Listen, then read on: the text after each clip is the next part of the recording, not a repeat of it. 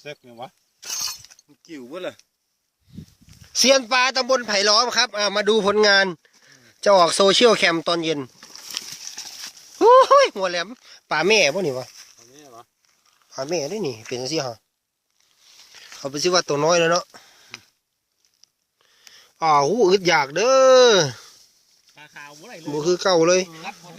ผมวางว่าสิเอาปลาขาวไปก้อยจัก10 ตัวมื้อนี้ฮะได้อยู่ ได้เลยว่ะแต่ บ่ ก็ ได้บ่ ได้ก็บ่ได้แล้ว 2 4 6 8อีพ่ออีแม่กู โอ้ยปีกายนี่มันกลางคลองอันนี้พุ่นเด้มาตึกปลาขาวฮะ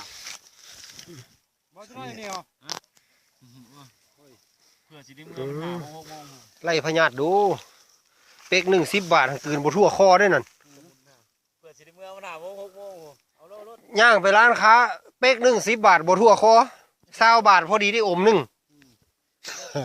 นเช้าดีนี่ฮะเดี๋ยว 20 บาทได้อม1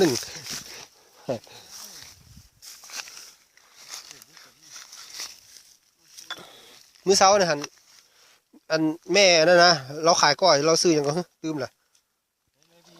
แม่บีหั่นตอนแรกหั่น10 บาทบ่ค่าใจมันยังบ่ลวกคอเลยเอา20อ่ะ เอา20อ่ะไปซื้อก้อยน้ำลาวได้มื้อเช้านี่ค่อยบ่ได้กินก้อยขมมาดนแล้วก็เลยไปสั่งก้อยเราเจ้าเปิดเป็กอยู่บ่นี่วะค่อยเปิดให้แล้วเราวะเอามาให้ค่อยจัก10 บาทดูวะมันบ่คือเก่าเด้ซั่นน่ะเดี๋ยวเขาเจ้าในเป็กละ20เนาะคัน30 บาทกระทิ่งแดงนึงแล้ววะหั่นห่วยกระทิ่งแดงนึงค่อยก็บ่ได้เฮ็ดหยังแล้วค่อยก็เมาแล้ววะฮะ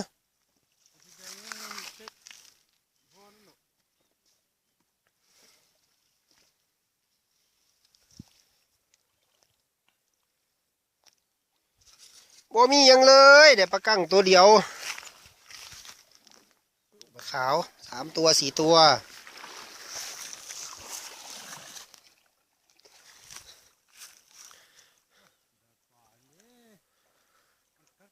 ตะวันยามแรงกับภูลังกาบ้านไผ่ล้อมซิตี้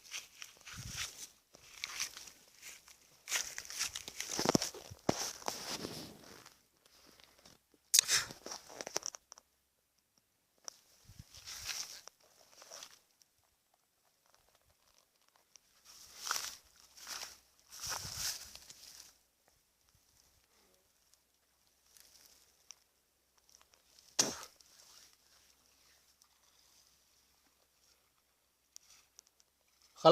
าเจ้าลงอย่างนี่สวนยาบ่นี่ยาหรือมักสลีนี่ข้าวโพดบ่กิโลเท่าไหร่เดี๋ยวนี้